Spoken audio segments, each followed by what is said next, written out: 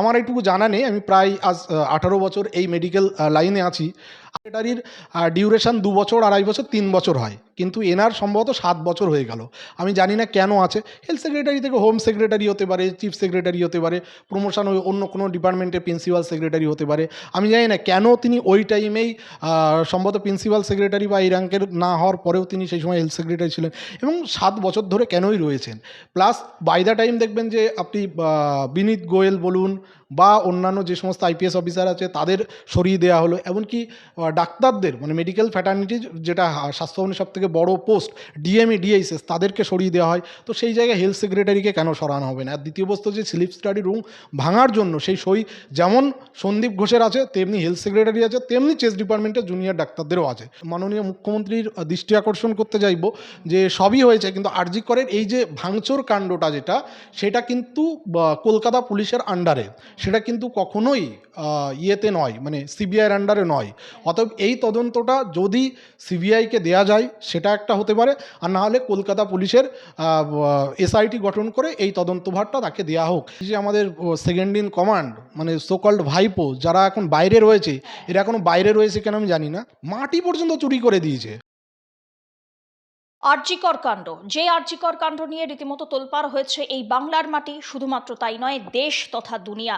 সেই আরজিকর কাণ্ডই নতুন সরকার আসার পর যেরকমটাই মুখ্যমন্ত্রী হিসাবে শপথ নেওয়ার পর কথা দিয়েছিলেন শুভেন্দু অধিকারী, সেই রকমই আরজিকর এই কাণ্ডের কেস আরও একবার খুলে গিয়েছে এবং একই সঙ্গে সামনে আসছে বেশ কিছু গুরুত্বপূর্ণ তথ্য।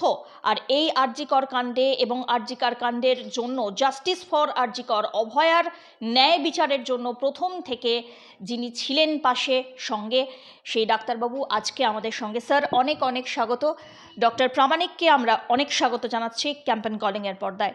স্যার প্রথমেই যেই প্রশ্নটা উঠে আসছে সেটা হচ্ছে যে আরজিকর কাণ্ডে আরও একবার এক কথায় লাইমলাইটে চলে এলো, বিশেষ করে সিট পরিদর্শনে গেলেন পানিহাটির সেই অভিশপ্ত শ্মশানঘাট।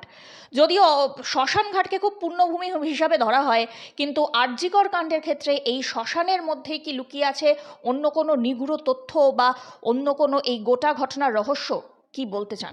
দেখুন, এসআইটি আজকে পানিহাটি শ্মশানে গেছিল। এই যে এসআইটি ইনভেস্টিগেট করছে, আগের টিমে ছিলেন তার ইনভেস্টিগেটিং অফিসার হচ্ছে সীমা পাহুজা ম্যাডাম।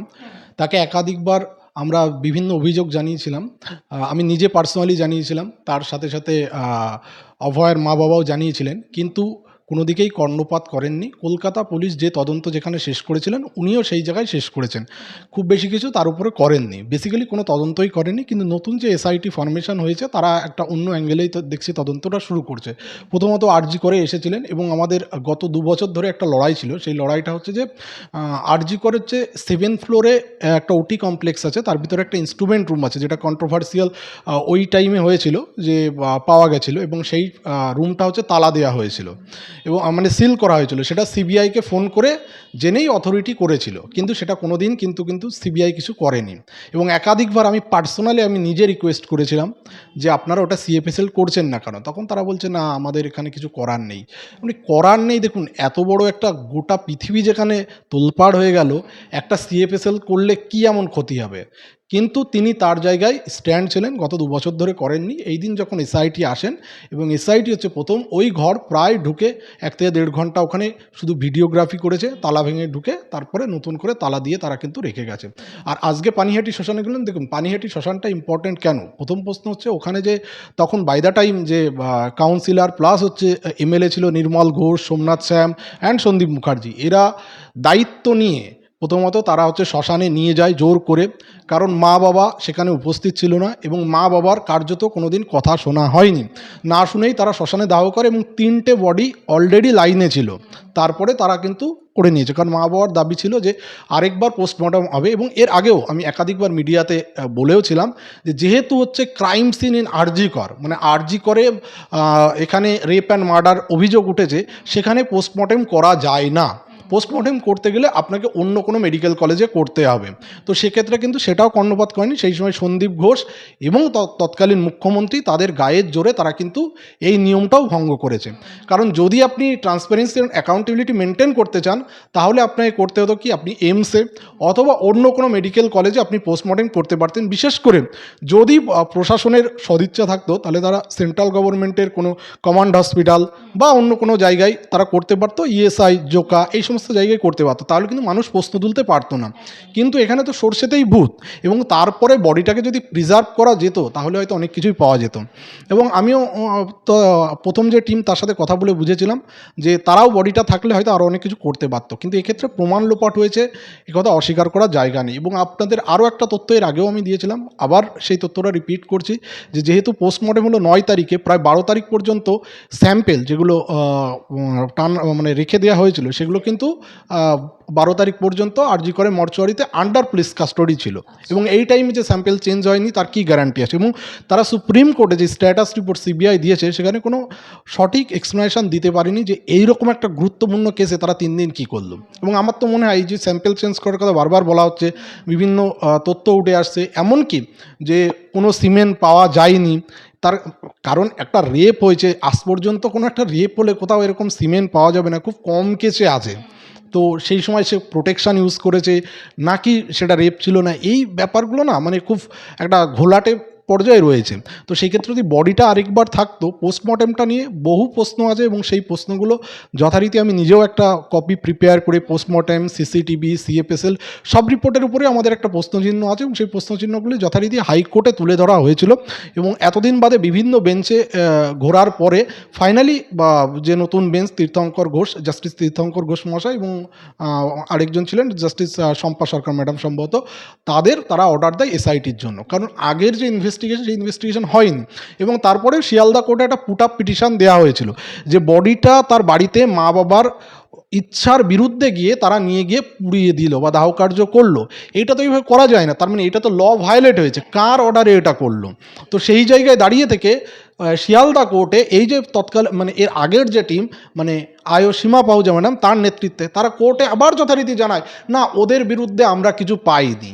আচ্ছা, এটা তো সবাই বুঝতে পারছে যে আপনি গ্রিন করিডোর করে নিয়ে গেলেন, মা বাবার অ্যাবসেন্সে আপনারা দাহ কার্য সেরে দিলেন, এবং তার মা বাবা এখনও আক্ষেপ করে যে আমার কি এইটুকু ক্ষমতা ছিল না যে মেয়ের শেষকৃত্য সম্পন্ন করার জন্য শ্মশানের যে পার্টিকুলার ফিজ হয় সেইটা দেওয়ার।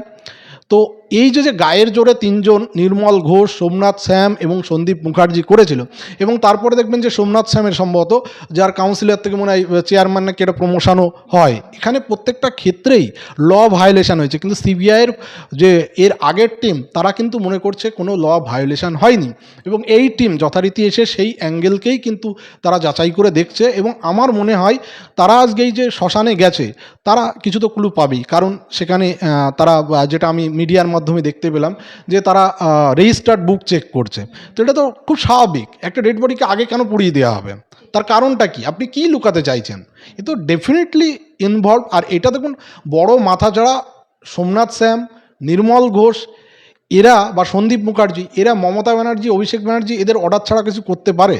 বড় মাথা তো ওখানেই। সেই জন্য আমরা বারবার বলছিলাম, এবং শিয়ালদায় যে পুট আপ পিটিশন দেওয়া হয়েছিল, সেখানেও বলা হয়েছিল যে এই 3 জনকে কাস্টোডিয়াল ইন্ট্রোগেশন হোক, কাস্টোডিয়াল ইন্ট্রোগেশন করে বের করা হোক যে কারা তাকে অর্ডার দিয়েছিল, এবং সেই অর্ডারের ভিত্তিতে যে অর্ডারটা দিয়েছিল, এবং এই অর্ডারটা স্বাস্থ্যমন্ত্রী ছাড়া অন্য কেউ নয়, বা তৎকালীন মুখ্যমন্ত্রী, তার বাইরে তো আর এই অর্ডার কেউ দিতে পারে না। তো সেক্ষেত্রে এদের কাস্টোডিয়াল ইন্ট্রোগেশনটা অত্যন্ত জরুরি বলেই আমার মনে হয়, এবং এই টিম আশা রাখছি যে এবার কাস্টোডিয়াল ইন্ট্রোগেশনের দিকে এগোবে, কারণ যথারীতি তারা শ্মশানে আজকে পৌঁছে গেছে। স্যার, এদিকে আরজিকর হাসপাতাল থেকে শ্মশান পর্যন্ত এই যে পুরো যে এলাকাটা, সেখানে চেইন অফ কাস্টডিকে খতিয়ে দেখা হচ্ছে, এরকমও একটি প্রশ্ন উঠছে। একই সঙ্গে হাসপাতালের CCTV footage, call record, digital প্রমাণ, সেগুলিকে পুনরায় খতিয়ে দেখবেন সিট? দেখুন, আমি একাধিকবার, আমরা যে পুরনো যে টিম ছিল তাদের সাথে যখন আমি কথা বলেছি, অভয়ের মা বাবা ছিল, সমস্ত রকম কথাবার্তা আমরা কিন্তু কোশ্চেন করেছি যে এখান থেকে এই যে আমাদের আরজি করের শুধুমাত্র তারা একটা ওই সঞ্জয় রায় ঢুকেছে আর সঞ্জয় রায় বেরিয়েছে, ওই 2.5 ঘন্টা সিসিটিভি দেখিয়েছে। তার ভেতরেও সেখানে প্রায় 68টা মতো মুভমেন্ট হয়েছে, আমার যতদূর নাম্বারটা মনে পড়ছে। তার ভিতরে শুধু সঞ্জয় রায়ের মুভমেন্টটা আইডেন্টিফাই করেছে, আর বাকি লোকগুলো লিখেছে কুড নট বি আইডেন্টিফাইড। এখন দেখুন, আইডেন্টিফাই করলো কি অনুপ দত্ত। অনুপ দত্ত হচ্ছে কলকাতা পুলিশের এএসআই, যে হচ্ছে এই সঞ্জয় রায়ের বস ছিল, তো সে আইডেন্টিফাই করেছে। আরজি করের কেউ কিন্তু আইডেন্টিফাই করেনি। এবং ওখানে আমি বারবার প্রশ্ন তুলেছিলাম, বেশ কিছু আনইউজুয়াল মুভমেন্ট আছে, এই আনইউজুয়াল মুভমেন্ট থাকার কথা নয়, তাহলে এরা কারা? যেখানে কোনো ডাক্তার, কোনো নার্স, কোনো গ্রুপ ডি স্টাফ কেউ কিছু দেখতে পেলো না, এরকম একটা ঘটনা ঘটে গেল, তাহলে অতগুলো লোক কিন্তু অতগুলো মুভমেন্ট হয়েছে সেই টাইমে, তাহলে সেই লোকগুলোকে আইডেন্টিফাই করে জিজ্ঞাসাবাদ করার দরকার ছিল। এইবার আরও আমরা বলেছিলাম যে সিসিটিভি ফুটেজ দেখতে গেলে গোটা বিল্ডিংয়ের সিসিটিভি ফুটেজ দেখাও, কারণ তার পিছন দিকে একটা সিঁড়ি দিয়ে একটা রুট রয়েছে। যদি ওই জায়গায় ক্রাইম সিন না, দেখুন দুটো জিনিস হতে পারে, একটা হচ্ছে যে তারা ওই যে জায়গায় তার সাথে সহপাঠীরা কিছু জানবে না, এটা অন্তত বিশ্বাসযোগ্য নয়। আইদার ওখানে নিজেরা এর ভিতরে প্রত্যক্ষ বা পরোক্ষভাবে যুক্ত, আর নাহলে ওখানে ক্রাইমটা হয়নি, বডি ডাম্প করা হয়েছে। এবার দেখুন, ক্রিমিনাল আরও থাকলে তাদের রুট কি, পিছনে একটা সিঁড়ি আছে, সেই সিঁড়ি দিয়ে কিন্তু বেরিয়ে আসা সম্ভব, এবং সেই সিঁড়ি দিয়ে আসলে কারো পক্ষে ধরা কিন্তু সম্ভব নয়। সেই রুটটা কি সিবিআই খতিয়ে দেখেছে বলে আমার অন্তত মনে হয় না। খতিয়ে দেখলে এই ধরনের মানে তদন্তটা করে গেছে, মানে সব থেকে একটা মানে বাজে তদন্ত করেছে আগের তদন্তকারী দল।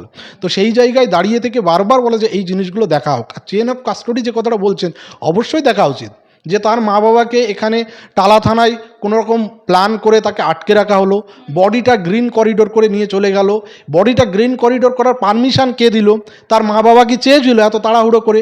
আমার যদি বডি 12 ঘন্টা বা 24 ঘন্টা পরে পোড়ানো হয় বা দাহকার্য করা হয়, তাতে কী এমন ক্ষতি হবে? আর একটা পোস্টমর্টেম করার জন্য 12 ঘন্টা বা 24 ঘন্টা ওয়েট করা এমন কোনো ব্যাপার? আর একটা ব্যাপার হচ্ছে 1 ঘন্টা 10 মিনিটে পোস্টমর্টেম কমপ্লিট হয়েছে। প্রথম কথা, এটা কি করে সম্ভব? দেখবেন যে তারপরে কুলতলির ইনসিডেন্ট ঘটেছিল হাইকোর্টের অর্ডারে, সেটা কিন্তু পরে যে পোস্টমর্টেম হয় প্রায় 12টা থেকে 4টে। দেখুন, কনভেনশনাল ওয়েতে এরকম 1 ঘন্টা 10 মিনিটে পোস্টমর্টেম হয়ে যাবে অন্তত আমার মনে হয় না। হ্যাঁ, দেখুন, আমি ফরেন্সিক বিশেষজ্ঞ না হয়েও বলতে পারি যে যেটুকু স্টাডি করেছি তাতে এটা সম্ভব নয়, এবং ইন্টারন্যাশনাল বিভিন্ন গাইডলাইন আছে 1 ঘন্টা 10 মিনিটে সম্ভব নয়, এবং সেটা করে দিয়েছে। স্যার, সেক্ষেত্রে এই যে আপনি এভিডেন্স ট্যাম্পারের কথা প্রসঙ্গ যখন উঠেই এলো, তো সেক্ষেত্রে আরও একটি বিষয় উঠে আসছে, সেটা হচ্ছে যে কিছুদিন পরেই যে হাসপাতালে ভাঙচুর চালানো হয়েছিল, মূলত অতীন ঘোষের হাত ছিল বলে মনে করা হয়। আপনারও কি সেই বিষয়ে একদম অভিমত এইরকমই পক্ষে যাচ্ছে? দেখুন, একটা মানে আমি তো একদম সেই দিন প্রেজেন্ট ছিলাম, আমিও মানে নিজে একদম সামনে ছিলাম, এবং সেখানে ইমার্জেন্সির সামনে ঢুকতে গিয়ে আমিও মার খেতে আমরা 4-5 জন, আমার জুনিয়ররা ছিল, তার সাথে আমরা বেশ কয়েকজন, সংবাদ মাধ্যম মার খাচ্ছিল, আমরা বেশ কয়েকজনকে রেস্কিউ করে নিয়ে আমরা পিছনের হোস্টেলে যাই, এবং যে তাণ্ডবটা আমার সামনেই প্রায় হতে দেখেছিলাম। এই একটা বিশেষ কমিউনিটির লোকজন ছিল, বিশেষ নির্দিষ্ট কিছু এরিয়ার, আমি সেই এরিয়াগুলো বলে সেই এরিয়াগুলোর বদনাম করতে চাইছি না, এবং এই অতীন ঘোষের নাম বলেছেন, এবং খোঁজ করলে দেখা যাবে তাকেই খুঁজে পাওয়া যাবে, এটা নিয়ে কোনো সন্দেহ নেই।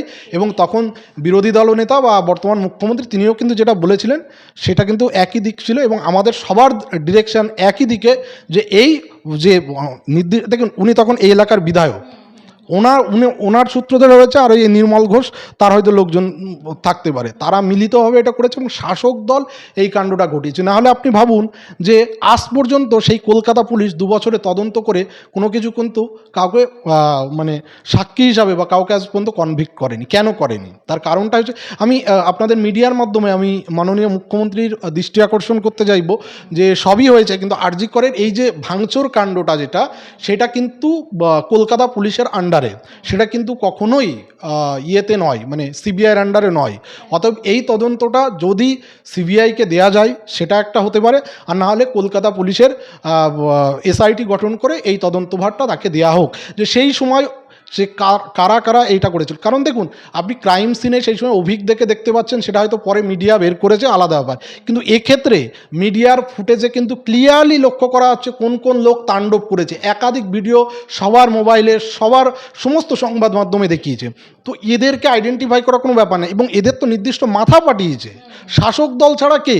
এবং আমি এটাও মনে করি না যে শাসক দলের বিধায়ক শুধুমাত্র এই অতীন ঘোষ যার নাম উঠে আসছে তিনিই করেছে বা তার নির্দেশ হয়েছে, ওই মাথা একজনই, সেই কালীঘাট আর ক্যামাক স্ট্রিট ছাড়া কোনো রকমভাবেই সম্ভব না। তাদের কাছ থেকে ডিরেকশন এসছে, এরা জাস্ট এক্সিকিউট করেছে, তাদের এই কিছু একটা নির্দিষ্ট কমিউনিটির লোকজনকে পাঠিয়ে দিয়েছে, তারা করে দিয়েছে। এবার সেই ঘটনায় তাদেরকেও তদন্তের আওতায় আনা উচিত, কারণ এই টাইমে যেভাবে অ্যারেস্ট হচ্ছে। তো আমি মুখ্যমন্ত্রীকে অনুরোধ করব যে তিনি আইদার সিবিআইকে এই কেসটা দিয়ে দিক, অথবা হচ্ছে কলকাতা পুলিশ নতুন করে এসআইটি ফর্মেশন করে এর তদন্তটা করা হোক, কারণ এর তদন্ত হয়নি এবং এই তদন্তটা এক্সক্লুসিভলি মানে কানেক্টেড উইথ দিস এই Abhaya rape and murder case. Sir, আপনি যেরকমটাই অভিযোগ করলেন যে তৎকালীন স্বাস্থ্যমন্ত্রী অর্থাৎ সরাসরি মমতা বন্দ্যোপাধ্যায়, তার যে ভূমিকা, সেই ভূমিকার ওপরেও ঝুড়ি ঝুড়ি অভিযোগ উঠেছে। তাহলে এই যে তদন্তকারী অফিসাররা, তার ভূমিকা নিয়েও কি তাদের বিস্তারিত এবং অত্যন্ত গভীরে গিয়ে তদন্ত করা উচিত? দেখুন, প্রথম কথা হচ্ছে মুখ্যমন্ত্রী বা এই যে আমাদের সেকেন্ড ইন কমান্ড মানে সোকল্ড ভাইপো যারা এখন বাইরে রয়েছে, এরা এখনো বাইরে রয়েছে কেন আমি জানি না, এদের থাকা উচিত জেলে। দেখুন, আমাদের ভারতবর্ষে অরবিন্দ কেজরিওয়াল থেকে শুরু করে বিভিন্ন হেমন্ত সোরেন সমস্ত মুখ্যমন্ত্রী প্রায় জেলে গেছে, আর এরা তো দুর্নীতি করতে কম কিছু ছাড়েনি। কালকে যে দুর্নীতির অভিযোগটা ওটা হলো কি, এদের সরকারটা হচ্ছে মা মাটি মানুষ। দেখুন, মা হচ্ছে মানে কি বলবো, ধর্ষিতা হচ্ছে, এদিকে মাটিটাও চুরি করে নিয়েছে। স্যাটেলাইটে দেখা যাচ্ছে প্রায় যদি সেই মাটি বিক্রি হয় প্রায় 300 কোটি টাকা নাকি মাটি।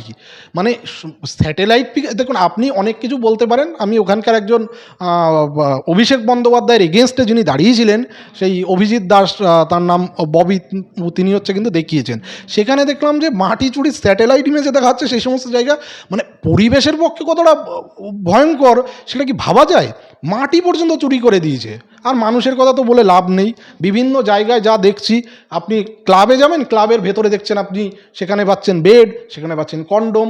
আপনি চলে যান ওই বিভিন্ন ইয়েতে, ওই জেনারেল কলেজগুলোয়, সেখানেও আপনি গিয়ে দেখতে পাবেন ইউনিয়ন রুমের ভিতরে বেড অ্যান্ড কন্ডোম। এখন দেখুন, মানুষ বেড থাকতে পারে তাও অ্যাকসেপ্ট করা যায় যে মানুষ ঘুমানোর জন্য, এখন কন্ডোমটা তো ওরকম সাজানোর জন্য রাখেনি। এ থেকে ক্লিয়ারলি বোঝা যায় যে এদের আলটিমেটলি কী করেছে, এরা একটা মানে রাজ্যটাকে কীভাবে নষ্ট করতে হয়। বিশেষ করে এই যে টলিউডে অরূপ বিশ্বাস, স্বরূপ বিশ্বাস, মানে এরা যা যা করেছে এবং যে সমস্ত উঠে আসছে, মানে একটা ভয়ঙ্কর। মানে এদের হচ্ছে নারীদের এক্সপ্লয়েট করা, এরা হচ্ছে নারী সুরক্ষার ক্ষেত্রে পুরো জিরো। যারা এদের কথা মানে মেনেছে তারা হয়তো টিকে গেছে, আর যারা এদের কথা মানেনি তারা হচ্ছে আইদার কাস্ট পায়নি বা তারা বিভিন্নভাবে নির্যাতিত হয়েছে। তো এদের হচ্ছে বড়সড় শাস্তি দরকার।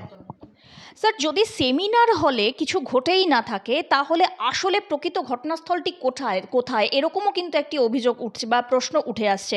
একই সঙ্গে পরিবারের যা অভিযোগ, সেই অনুযায়ী যদি একাধিক ব্যক্তি এই গোটা ঘটনার সঙ্গে জড়িত থাকেন, তাহলে এখনো পর্যন্ত কেন তাদেরকে গ্রেপ্তার করা গেল না? কেন গ্রেপ্তার সীমিত? কি মনে করেন? দেখুন, আগের সিবিআই টিম কোনো তদন্ত করেছে বলে আমি অন্তত বিশ্বাস করি না, কারণ তারা তাদেরকে যতবারই যা বলি তারা কোনো কথা শোনে। এই এসআইটি আসার পরে তাও অন্তত আমাদের কিছু অভিযোগ দেখছি যে তারা খতিয়ে দেখার চেষ্টা করছে, আর তারা খতিয়ে দেখার চেষ্টাই করেনি, তারা মনেই করেনি। তারা বেশিরভাগ সময় দিল্লিতে থাকতো এবং ওই লোয়ার কোর্ট বা হায়ার কোর্ট যেখানেই যাই সেখানেই দেখতাম যে একটা করে স্ট্যাটাস রিপোর্ট জমা দেয়, ওই দেখা যায় 1 নম্বরে পয়েন্ট 5 নম্বরে, 5 নম্বরে পয়েন্ট 7 নম্বরে, 7 নম্বরটা 11 নম্বরে দিয়ে দিত।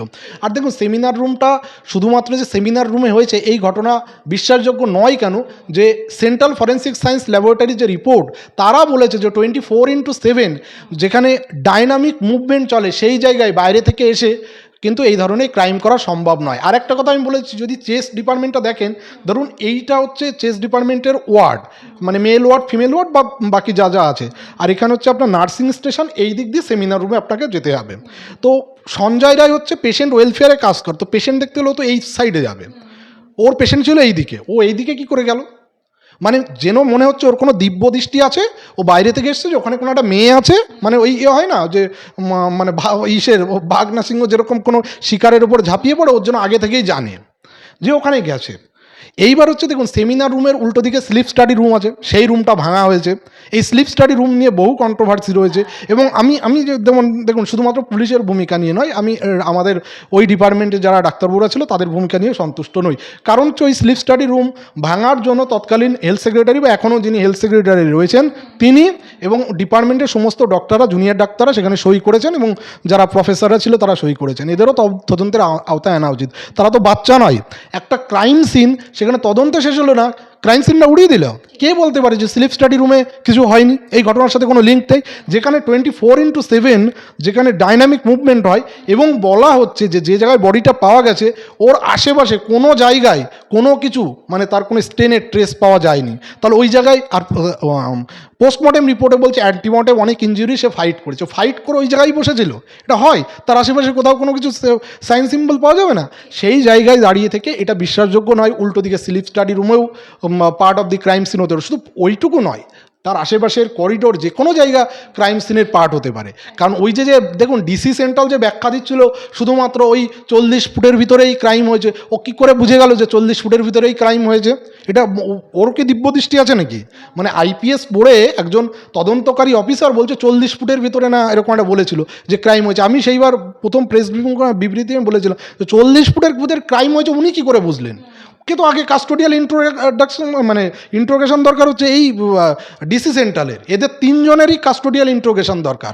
শুধুমাত্র সাসপেন্ড করলে মানে এসআইটির উচিত 3 জনকে কাস্টোডিতে নিয়ে ইন্ট্রোগেশন করা উচিত। যে আপনি কী করে বুঝলেন যে 40 ফুটের ভিতর ক্রাইম হয়েছে? আপনি কী করে বুঝলেন যে অভিজ্ঞ হচ্ছে ফিঙ্গারপ্রিন্ট এক্সপার্ট? এদের 3 জনকে কাস্টোডিয়াল ইন্ট্রোগেশন করুক এবং আমাদের যারা এই যে সই করেছে স্লিপ স্টাডি রুম ভাঙার জন্য তাদের প্রত্যেকের এই জায়গায় তাদেরকে দাঁড় করানো উচিত ইন্ট্রোগেশনে, তবেই একমাত্র যদি এই কেস সলভ হয়। স্যার, সেখানেই এই যে স্বাস্থ্য সচিবের নাম আরও একবার উঠে আসছে, যে স্বাস্থ্য সচিব সেই সময় তাঁরও বিভিন্ন রকম অ্যাকশনের ওপরে নানা রকমের অভিযোগ কিন্তু এসেছে। তো যেরকমটাই যে তার বিরুদ্ধে যে ভুরি ভুরি অভিযোগ, কেন তিনি এখনো পর্যন্ত বহাল তবিয়তে রয়েছেন? দেখুন মানে আমি বলে নয়, গোটা পশ্চিমবঙ্গে যত ডক্টর ফ্র্যাটার্নিটি আছে তারা কিন্তু অখুশি। কারণ এই গভর্নমেন্ট আসার পরে প্রায় প্রতিটা ডিপার্টমেন্টে যখন মন্ত্রিসভা গঠন হচ্ছে সমস্ত আইএস অফিসারেরই আমি দেখলাম একটা চেঞ্জ হয়েছে, যারা প্রিন্সিপাল সেক্রেটারি হচ্ছেন। আর আমার এইটুকু জানা নেই, আমি প্রায় আজ 18 বছর এই মেডিকেল লাইনে আছি। সেক্রেটারির ডিউরেশন 2 বছর, 2.5 বছর, 3 বছর হয়, কিন্তু এনার সম্ভবত 7 বছর হয়ে গেল। আমি জানি না কেন আছে। হেলথ সেক্রেটারি থেকে হোম সেক্রেটারি হতে পারে, চিফ সেক্রেটারি হতে পারে, প্রমোশন ওই অন্য কোনো ডিপার্টমেন্টে প্রিন্সিপাল সেক্রেটারি হতে পারে। আমি জানি না কেন তিনি ওই টাইমেই সম্ভবত প্রিন্সিপাল সেক্রেটারি বা এই র্যাঙ্কের না হওয়ার পরেও তিনি সেই সময় হেলথ সেক্রেটারি ছিলেন এবং 7 বছর ধরে কেনই রয়েছেন। প্লাস বাই দ্য টাইম দেখবেন যে আপনি বিনীত গোয়েল বলুন বা অন্যান্য যে সমস্ত আইপিএস অফিসার আছে তাদের সরিয়ে দেওয়া হলো। এমনকি ডাক্তারদের মানে মেডিকেল ফ্র্যাটার্নিটি যেটা স্বাস্থ্য ভবনের সব থেকে বড়ো পোস্ট ডিএমই ডিএইচএস তাদেরকে সরিয়ে দেওয়া হয়। তো সেই জায়গায় হেলথ সেক্রেটারিকে কেন সরানো হবে না? আর দ্বিতীয় বস্তু যে স্লিপ স্টাডি রুম ভাঙার জন্য সেই সই যেমন সন্দীপ ঘোষের আছে, তেমনি হেলথ সেক্রেটারি আছে, তেমনি চেস্ট ডিপার্টমেন্টের জুনিয়র ডাক্তারদেরও আছে। তাহলে আপনি প্রশ্ন করলে জুনিয়র ডাক্তারদেরও যেমন করা উচিত, তেমনি হচ্ছে সন্দীপ ঘোষ তো অবশ্যই জেলে আছে, তার সাথে হেলথ সেক্রেটারিরও এই পোস্টের সম্মুখীন হওয়া উচিত। কিন্তু একটা ব্যাপার বলতে পারি, দেখুন এটা সত্যি কথা যে হেলথ সেক্রেটারিকে নিয়ে আমাদের মেডিকেল ফ্র্যাটার্নিটির কেউ খুশি নয় যে তিনি এখনও কেন ওই পোস্টে আছেন। অবশ্যই ওনাকে যদি অন্য কোনো পোস্টে তো যেতেই পারেন, প্রমোশন হয়েও যেতে পারে, কিন্তু কেন এই ডাক্তারদের পোস্টেই রয়েছেন মানে হেলথ সেক্রেটারি পোস্টেই রয়েছেন? দেখুন গোটা ডক্টর ফ্র্যাটার্নিটি যেখানে খুশি নয়, তো সেক্ষেত্রে তো অন্য কোনো পোস্টে দিয়ে অন্য কোনো আইএস অফিসারকে নিয়ে আসাই যায়। কারণ আমাদের রাজ্যে তো আইএস অফিসার কম নেই, তো সেটা কেন করছেন না আমরা অন্তত জানি না। এবং এটা নিয়ে সবার ভিতরেই কিন্তু একটা মানে আক্ষেপ রয়েছে। এবার জানি না এটা কতদিন থাকবে, এই ব্যাপারে আমার কোনো আইডিয়া নেই। শেষ প্রশ্ন এই ক্ষেত্রে উঠে আসছে, সেটা হচ্ছে যে জুনিয়র ডাক্তার যেই সময়ে অনিকেত মাহাতো কিংবা কিঞ্জল নন্দের মতন একাধিক জুনিয়র ডক্টরদের তারা রীতিমতো ফ্রন্ট করে একদম সামনের সারিতে থেকে তারা আন্দোলন করলেন, বিভিন্ন রকম দাবি রাখলেন, সেই জুনিয়র ডাক্তারদের ভূমিকা কী ছিল বলে মনে হয়? এখন কেন তাদের দেখা যায় না? দেখুন একটা ব্যাপার বুঝতে হবে, প্রথম কথা হচ্ছে যে কোনো আন্দোলন যখন হয় না তখন আপনি যদি প্রধান বিরোধী দলকে দূরে রেখে দেন তাহলে সেই আন্দোলন কোনো দিনই সাকসেসফুল হবে না। আপনি যদি বাংলাদেশের ক্ষেত্রে দেখেন, বাংলাদেশে শেখ হাসিনাকে দেশ থেকে তাড়াতে প্রথমে কি ছাত্র আন্দোলন দিয়ে শুরু হয়েছিল, কিন্তু ছাত্র আন্দোলনের পক্ষে সম্ভব? সেই জায়গায় বিএনপি এবং জামাত কিন্তু হেল্প করেছিল এবং হেল্প করার পরে আলটিমেট যখন হচ্ছে শেখ হাসিনা বা আওয়ামী লীগকে সরিয়ে দেওয়া গেল, তারপরে দেখবেন যে আলটিমেটলি ওই ছাত্রদল মিলে একটা এনসিপি দল তৈরি করলো, তারপরে বিএনপি, তারপর জামাত। এইবার হচ্ছে 3 জন মারামারি করে কে আর কি মসনদে বসবে, আলটিমেট সেই জায়গায় দেখা গেল যে তারেক রহমানের নেতৃত্বে বিএনপি সরকার গঠন করলো। এই জায়গায় হচ্ছে জুনিয়র ডাক্তারবাবুদের আন্দোলনে যে ভুলটা হয়েছিল, আমিও যেমন প্রথম দিকে পার্টিসিপেট করেছি এবং ম্যাক্সিমামটাই পার্টিসিপেট করেছি এবং পরবর্তীকালে তারাও আমাকে এখন অনেকেই সহ্য করতে পারে না। তার কারণটা হচ্ছে যে তারা প্রধান বিরোধী দলকে নেবে না, প্রধান বিরোধী দলের সাহায্য তারা নিতে রাজি নয়। বিভিন্ন সময় গো ব্যাক স্লোগান উঠেছে এবং সবথেকে বড় ব্যাপার হচ্ছে যখন হচ্ছে এই ভিকটিমের মা রত্না দেবনাথ যখন ভোটে দাঁড়ালেন তারপরে দেখবেন যে কেউ কোনো সিনিয়র ডাক্তার এবং জুনিয়র ডাক্তার কেউ পাশে গিয়ে দাঁড়ায়নি। একমাত্র আমি হচ্ছে দাঁড়িয়েছিলাম, এবং সিনিয়র ডাক্তারবাবুরা তো আরও উপরে, তারা হচ্ছে আমার এগেনস্টে প্রিন্সিপাল সেক্রেটারির কাছে কমপ্লেন করেছে। প্রিন্সিপাল সেক্রেটারি কমপ্লেন করেছে, আমি কেন তার প্রচারে গেছি। আমি দেখুন, প্রথম কথা হচ্ছে আমার তখন একটাই লক্ষ্য ছিল যে এই রাজ্যে শাসক দল যা যা দুর্নীতি করেছে, এই শাসক দলকে এর পরে যদি থাকে তাহলে আমাদের রাজ্যে আমরা থাকতে পারবো না। তার জন্য তখন সার্ভিস রুল ভায়োলেট করে আমি কিন্তু এই বর্তমান শাসক দলের হয়ে আমি যেমন প্রচারও করেছি, তেমনি হচ্ছে আমি সাপোর্ট করেছি। এবং আমি নির্দ্বিধায় আমি বলছি, আমার অপারেশন পরে আমাকে রেস্টে থাকতে বলা হয়েছিল, কিন্তু গোটা 1 মাস পানিহাটি বা অন্য জায়গায় আমার ডিউটির বাইরে গিয়ে আমি পড়েছিলাম। তো সেই জায়গায় দাঁড়িয়ে থেকে সফল হয়েছিলাম একটা কারণে, যে এই শাসক দলকে সরাতে হবে এবং পানিহাটিতে কাকিমাকে জেতাতে হবে। কিন্তু সেই জায়গায় আমি বলছি, আমার ডাক্তারবাবুরা প্রচুর বিরোধিতা করেছে, আমাকে কেউ হুমকি দিয়েছে, আমি কেস করেছি, জিডি করে রেখেছি, এখনও তার তদন্ত চলছে। এইবার সেই জায়গায় দাঁড়িয়ে থেকে তাদের একটাই রাগ ছিল যে বিজেপিকে কোনো মতে আনা যাবে না এই রাজ্যে। এবং আমাদের যে ডাক্তার, দেখুন জুনিয়র ডাক্তারবাবুদের আরও একটা বড় জিনিস, তারা অনেক কিছুতেই তারা প্রতিবাদ করে। যখন হচ্ছে বেঈমান কাকিমা বলে গানটা বের করলো, তখন গানটা নিয়ে কিন্তু তারা একবারও প্রতিবাদ করলো না। কেন? তাদের ইনক্লাইনেশনগুলো মানুষ বুঝতে পেরেছিল যে কোন জায়গায় একটা পার্টিকুলার গ্রুপ, তারা যদি সবসময় মনে করে যে এই পলিটিক্যাল আইডিওলজিকেই আমরা সাপোর্ট করব এবং সেই দিকে ইনক্লাইনেশন থাকবে, তাহলে মেজরিটি যেখানে, দেখুন বিজেপি আগেরবার প্রায় যত ভোট পেয়েছে, যে পার্সেন্টেজ 38 না 42%, তো সেই ভোটাররা কোথায় যাবে? সেই ভোটাররাই তো একমাত্র এই সরকারকে পতন করতে পারে। আপনি যদি তাদের সাপোর্ট না নেন, আর যারা হচ্ছে 4% ভোট পেয়েছে, আপনি যদি তাদের সাপোর্টে যান, তো সেই বন্ধ থাকবে না। সবাই আমাকে বলছে যে কেন আমি বিজেপিকে সাপোর্ট করি। এই নিয়ে আমাকে প্রচুর লোক, আমাকে সোশ্যাল মিডিয়ায় এমন কিছু নেই যে করেনি, হুমকি দেওয়া, কাদা ছোড়াছড়ি করা প্রচুর হয়েছে। কিন্তু আমি একটা জিনিস জানতাম যে প্রধান বিরোধী দল বিজেপি, তারা যদি এই শাসক দল তৃণমূলকে সরাতে পারবে, নাহলে কেউ পারবে না। সো এই যে অভয়ের মা বাবা, তারা কেন শাসক বিরোধী দলকে সাপোর্ট করেছিল? তারা জানে যে বিরোধী দলের ভোট আছে, তারাই একমাত্র সরাতে পারে। তো আমরা নির্দ্বিধায়, আমরা তো কেউ আমিও পলিটিক্যাল পার্সন নই, তো সেক্ষেত্রে আমরা সাপোর্ট করেছি যে এই সরকারকে তাড়াতে হবে। না হলে দেখুন, আজকে মমতা ব্যানার্জির নেতৃত্বে যে সরকার গত 15 বছর ধরে, আজকে উত্তরবঙ্গ উন্নয়ন মন্ত্রী অ্যারেস্ট হলো। আমি তো প্রতিদিন এই যে 1 মাস ধরে যেভাবে অ্যারেস্ট হচ্ছে, এবং আজকে মাননীয় মুখ্যমন্ত্রী কি বলছেন ফলতার ওই কেসটা নিয়ে, যেখানে ওই মানে যেটা বলেছে তার অর্থই তো এটা যে জাহাঙ্গীরের বিবি, তার নেতৃত্বে তার ওই ফুপা ভাতিজা, তারা যে তাণ্ডব করলো, তিনি একথা বলেছে যে এরা যেন কেউ, অন্তত সিসিটিভিতে যা যা দেখা গেছে, তারা যেন কেউ ঘরে না থাকতে পারে। আমার এখন সন্দেহ হচ্ছে যে জেলে কি এত জায়গা আছে? যেভাবে অ্যারেস্ট হচ্ছে না, এবার ক্রাইম কন্ট্রোল করতে গেলে হয়তো জেলও তৈরি করতে হতে পারে এই রাজ্যে। 15 বছরে কোনো জায়গায় দুর্নীতিতে বাকি নেই, এবং যেভাবে অ্যারেস্ট হচ্ছে তাদের হয়তো দেখা যাচ্ছে জেল বানালেও হতে পারে। কারণ এইরকম আমি অন্তত আমার জীবনে এর আগেও তো একটা সরকার পরিবর্তন দেখেছি, যখন সিপিএম থেকে তৃণমূল, এত অ্যারেস্ট কিন্তু আমি দেখিনি, বা সিপিএমের একটা হিউজ পরিমাণ অ্যারেস্ট হয়েছে তা নয়। তাহলে এই দলটা যে দুর্নীতি করে যদি আর 5 বছর থেকে যেত 4 তারিখের পরে, এবং তাদের যে তৃণমূলের মুখপাত্র রিজু দত্ত আগের দিন তার সোশ্যাল মিডিয়া পেজে কি বলেছে, যে প্রতিটা ডিস্ট্রিক্ট ধরে ধরে একটা লিস্ট বানানো হয়েছে বিজেপির কাকে কাকে মানে মারা হবে, এবং তাছাড়া তো আরও কি হতো, ঘর ছাড়া হতো, এবং যারা উমেন তাদের সাথে কি করা হতো সে নিজে দিয়েছে। আজকে এইটা মানে রিজু দত্তকে এখন মানে প্রশ্ন করা উচিত, সেই লিস্ট কোথায়? আজকে আমিও নিজেও জানি না। 4 তারিখের পর আমি বলছি, আমাকে অনেকে বলেছে 4 তারিখের পরে তুই বেঁচে থাকবি তো? আমিও জানতাম যে 4 তারিখের পরে যদি এই সরকার থাকে, তাহলে আমারও হয়তো আমিও বেঁচে থাকবো না। তো কিন্তু রিস্ক নিতে হয়েছিল, কিছু করার নেই। এইভাবে তো রাজ্য নষ্ট হয়ে দেবে না, কিন্তু হয়েছে। আজকে যাই হোক, সরকার চেঞ্জ হয়েছে বলে আমরা এখনও বলছি যে আমরা বেঁচে আছি।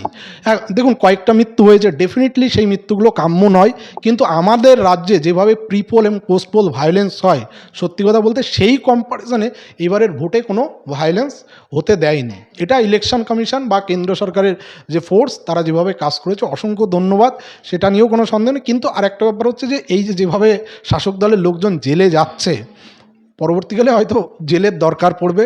কারণ রীতিমতো প্রতিদিন সকালবেলা তো দেখতেই পাচ্ছি যে কী হচ্ছে, সকাল থেকে সন্ধ্যা লাগলে 2-3 অ্যারেস্ট, মানে উইকেট পড়ছে যেভাবে, তাতে মানে খেলা কতদিনে শেষ হবে জানি না। হয়তো এমনও হতে পারে যে তৃণমূলের যত কাউন্সিলর এমএলএ সব জেলে, কেউ জেলের বাইরে নেই, এবং তার জন্য হয়তো জেল এক্সট্রা লাগবে।